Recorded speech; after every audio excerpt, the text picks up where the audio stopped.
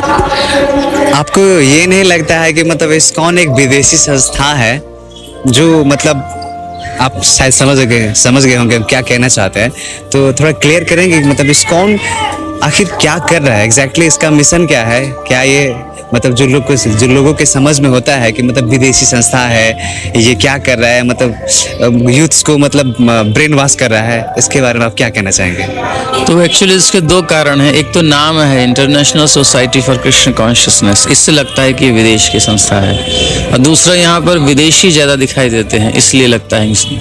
लेकिन अगर आप रूट कॉज में जाएंगे, अगर इसकी जड़ में जाएंगे तो इसकी जड़ कहाँ है? यही गीता है, भागवत है, वेद शास्त्र है। और फिर प्रभुपाद जी जिन्होंने स्थापना की वो स्वयं बंगाल के हैं, अगर भौतिक शरीर से देखें तो कैलकाटा से। तो प्रभुपाद जी ने क्या दिया? गीता को, भागवत को और भारतीय संस्कृति को लेकर के गए हैं बाहर। अब यहाँ वाले उसको स्वीकार नहीं कर रहे, इसीलिए वो विदेशी संस्था है। अगर बाहर वाले स्वीकार कर रहे हैं तो ये उनका सौभाग्य है। अगर हम अपनी ही वस्तु को नहीं स्वीकार करेंगे तो फिर क्या करेंगे? इसलिए विदेशी मानी जाती है, पर एक्चुअल में तो ऐसा नहीं है, हमारी ही संपत्ति है।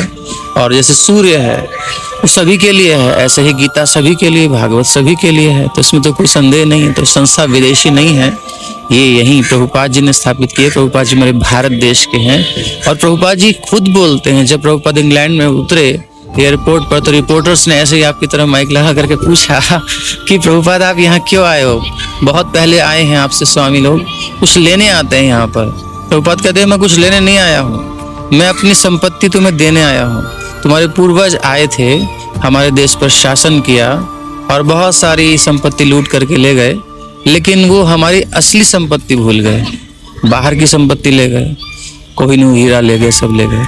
लेकिन असली संपत्ति हमारी ये नहीं है, ये हमारी संस्कृति, हमारा ज्ञान, भगवत गीता और ये भागवत का, तो वो मैं तुम्हें देने आया हूँ। तो प्रभुपाद जी लेकर के गए हैं, यहाँ की संपत्ति है वो, ये संस्था विदेशी नहीं है। अब इसको जो स्वीकार करेगा उसकी मेजोरिटी होगी, तो पूरे विश्व में है, विश्व के लोग स्वीकार कर रहे हैं। अगर आप सब भारतीय भी, हम सब भारतीय भी सब इसमें जुड़ जाएं तो निश्चित सबसे अनुपात हमारा होगा, तब इसको भारतीय संस्था भी कह देंगे। लेकिन एक बात है, सोचने की बात है, वास्तव में तो भारतीय संस्था ही है। एक प्रश्न और है